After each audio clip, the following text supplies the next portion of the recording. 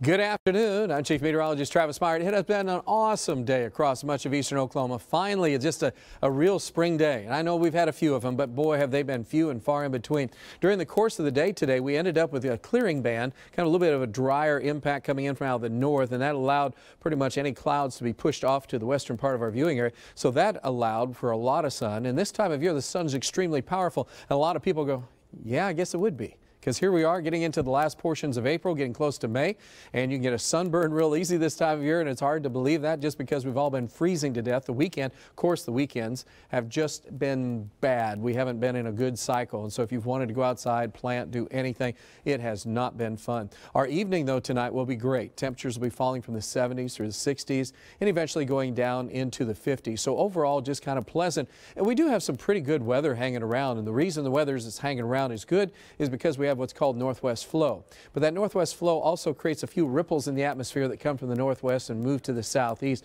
But we're looking at a pleasantly cool start here for our Tuesday and our afternoon.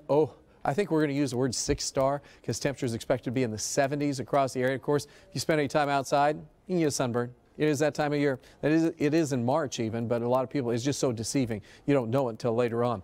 All right, here comes storm system. That storm system is going to be messing with us.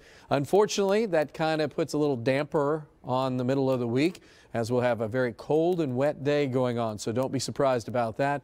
We're just going to have to deal with it. But overall, the weather trends are starting to show up to be a little bit better. So we'll see how that all plays out in the future, which I do think that you will like because it'll give us an opportunity for some very good weather.